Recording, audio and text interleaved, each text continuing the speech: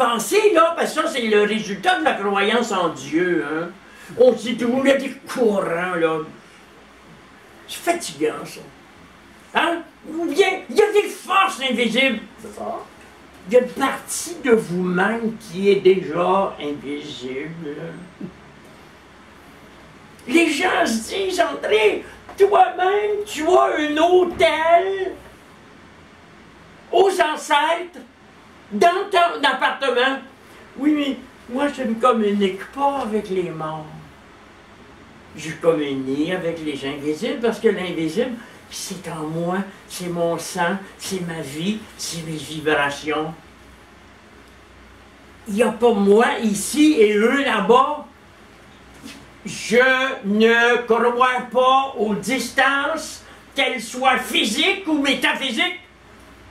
Comme me l'a dit une religieuse qui était venue se louer un appartement dans mon immeuble pour avoir la Sainte Paix, parce qu'elle était toujours harcelée par ses consoeurs dans le couvent où elle était économe, puis elle avait besoin de se concentrer sans être dérangée sur sa comptabilité. Elle m'avait dit un jour, après m'avoir observé longtemps, elle dit, vous là, vous n'êtes pas un croyant ordinaire. On va dire ça dans ses propres mots. J'ai dit, moi, voyez-vous, ma chère madame, je ne suis séparé de rien. Donc, je ne suis pas séparé de Dieu. Par mon être profond, je suis tout. Oh, il me dit, j'aimerais tellement que les autorités ecclésiastiques pensent comme vous. Mais, voyez-vous, les autorités ecclésiastiques sont des niaiseux. C'est des cardinaux, là, vêtus de pourpre, qui se tiennent en gang au Vatican, qui s'envoient des messages de commisération apitoyée sur le sort des prêtres, alors que c'est probablement des maniaques sexuels. Qu'est-ce que vous voulez que je vous dise?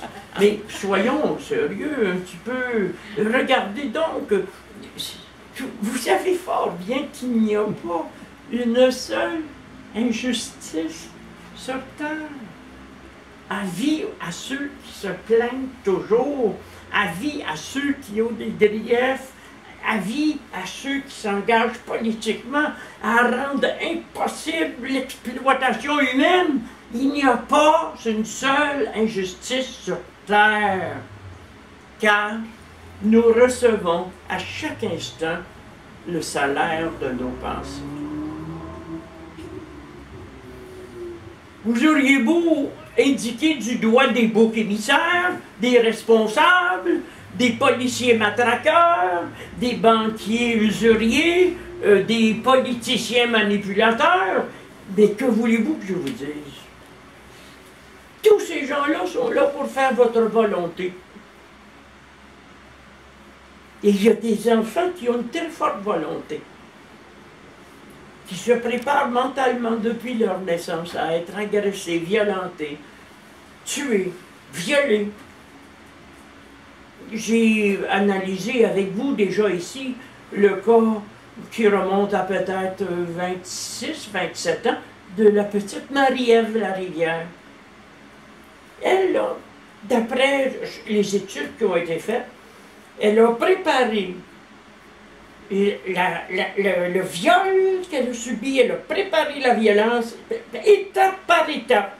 Et à la fin, après avoir beaucoup posé de questions pour savoir comment est-ce que ça se passait, comment est-ce que ça pouvait arriver à un enfant, à la fin, là, elle était prête. Et elle a dit, en tout cas, j'espère qu'il ne me fera pas trop mal. Vous le savez, c'est parce que nous avons une mauvaise conception de l'enfance. L'enfance, c'est un prétexte pour tenir à l'écart de jeunes individus pensants dont nous ne voulons pas subir le jugement. L'enfance, là, disparaît dès que vous êtes conscient, aussi bien dire que vous naissez conscient Parce que je vous ai dit tout à l'heure que nous sommes conscients, même dans le sein maternel. Vous allez dire, mais voyons André, comment est-ce que nous sommes dans le sein maternel? Il vous a plu de vous donner cette mère-là plutôt qu'une autre. Il vous a plu de passer à travers une chair plutôt que de travailler avec les ondes. Il vous a plu de venir dans ce contexte terrestre, mal foutu, parce que le contexte terrestre ne favorise pas l'épanouissement de l'homme. C'est la loi générale. Non, vous avez appris ces choses-là. Et vous allez me dire, oui, mais André, comment faire pour s'en débarrasser? Il s'agirait de souhaiter profondément, au fond de vous-même, de rencontrer quelqu'un comme moi. Ça peut aider. Ça peut aider un enfant. Ça peut aider des parents. Et c'est pour ça qu'on m'interdit d'enseigner dans les écoles, les collèges, les universités. Je suis interdit partout depuis 50 ans. On m'a envoyé déjà la police. Mais je n'ai pas de dossier criminel, rassurez-vous. Je suis seulement un philosophe qui ne va même pas respecter si vous le congédiez. Il y a des spécialistes qui m'ont appelé ici à la suite du plus grand congédiement que j'ai eu, qui a mis fin à ma carrière médiatique en me demandant si j'accepterais